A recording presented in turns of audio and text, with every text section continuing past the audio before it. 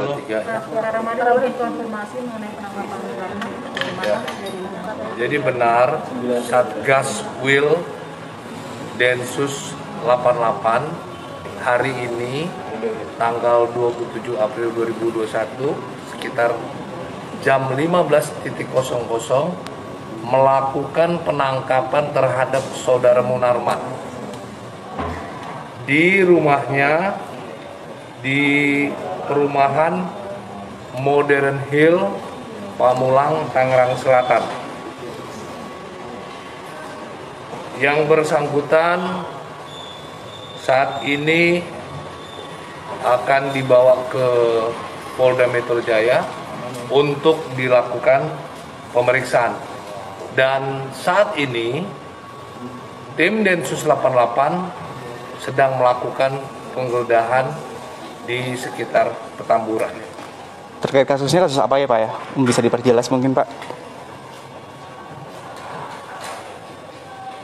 Jadi terkait dengan kasus bayat di UIN Jakarta, kemudian juga kasus bayat yang di Makassar dan mengikuti bayat di Medan. Jadi ada 3 hal tersebut.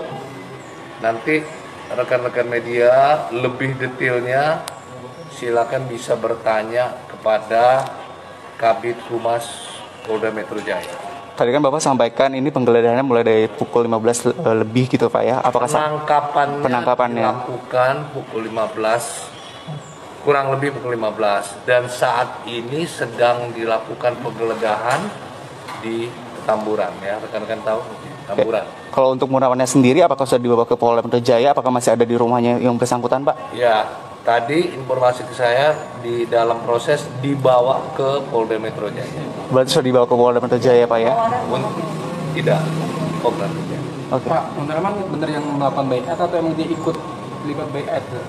Ya, informasi di sini bayat ya. Sekali lagi rekan-rekan, detailnya rekan-rekan bisa bertanya dalam kepada Pak Yusrinus Kabid Humas. Pak, untuk jaringan terorisnya dari mana gitu Pak? Gimana? Jaringan teroris Munarman ini? Nanti kita telusuri ya.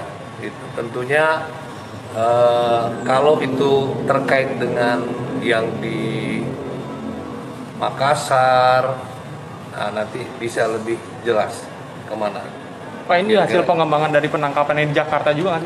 Tentunya dari beberapa penangkapan teroris sebelumnya. Oke, terima kasih rekan-rekan ya.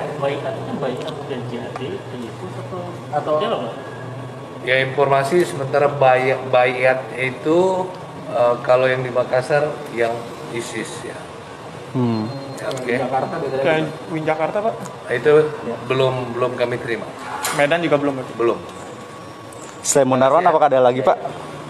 Gimana? Selain dari Munarman apakah ada dari pihak lain juga yang sedang dilakukan penggeledahan juga? Informasi yang kita terima hari ini yang ditangkap hanya Munarman. Oke. Terima Nanti kasih ya. kalau ada lagi kita sampaikan. Terima kasih. Dalam negara. Yang kedua, jangan pernah berikan ruang kepada kelompok fundamentalis di media-media resmi mainstream tingkat nasional. Yang ketiga, yaitu jangan pernah memberitakan segala kebaikan sebesar apapun yang dilakukan oleh kelompok fundamentalis.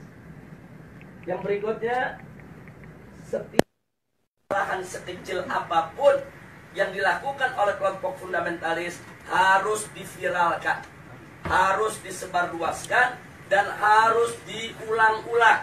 Nah, supaya itu melekat di hati masyarakat bahwa mereka adalah orang-orang yang tidak layak untuk diberikan tempat di kita punya negeri atau di negeri Islam.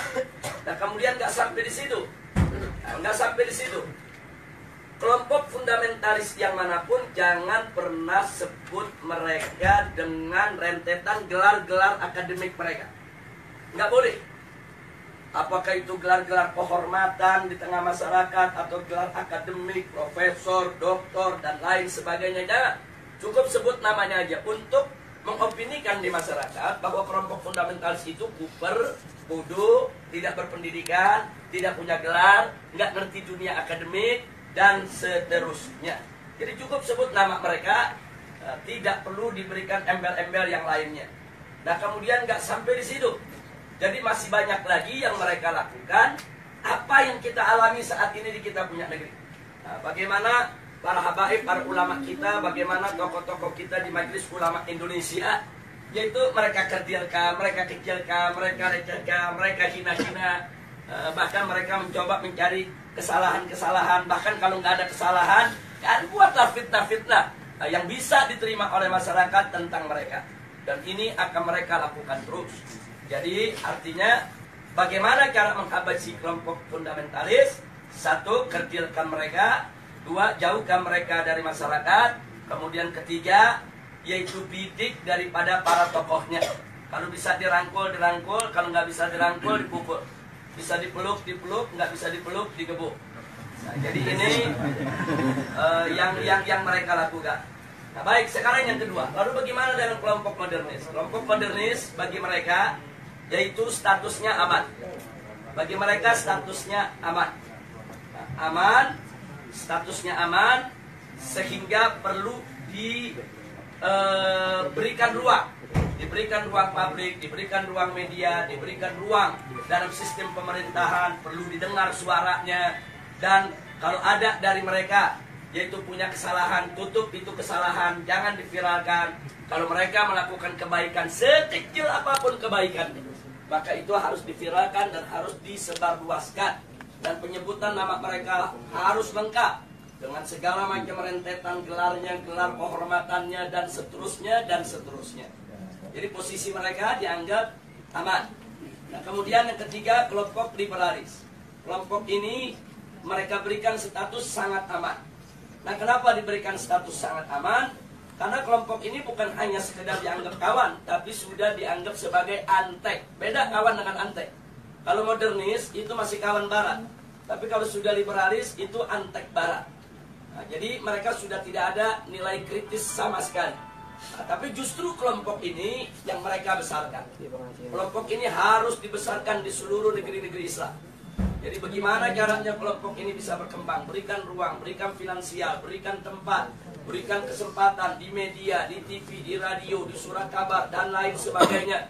Kemudian pendapat-pendapat mereka viralkan, seolah-olah itu merupakan pendapat daripada masyarakat Islam internasional, dan seterusnya. Dan libatkan mereka, undang mereka, kalau ada konferensi-konferensi internasional di mana saja, untuk lebih memantapkan posisi mereka di tengah masyarakat. Dan kalau mereka punya kejelekan, sejelek apapun, sebesar apapun, yaitu supaya disembunyikan. Jadi jangan kaget kalau tokoh-tokoh liberal di Indonesia ada di antara mereka yang menghamili sekretarisnya, yang memperkosa pegawainya, tidak pernah muncul di media.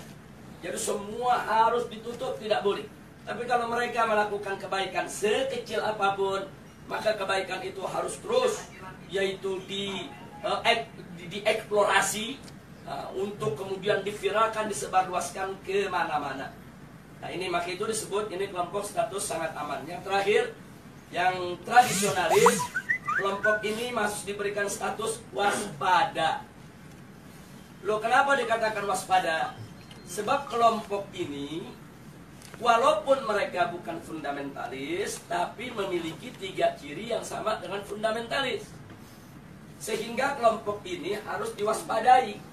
Kalau kelompok ini tidak dijaga, maka nanti kelompok ini setiap saat bisa berubah menjadi fundamentalis. Nah, maka itu usul mereka, kelompok yang keempat ini dijaga.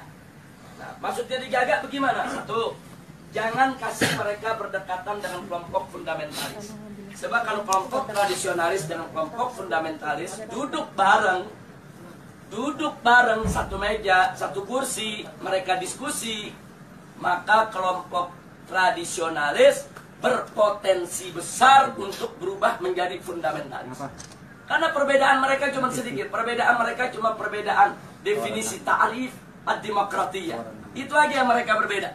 Tapi dalam soal dukungan terhadap tatbikus syariah, dukungan terhadap igamatul khilafah, dukungan terhadap sikap kritis terhadap barat, sama.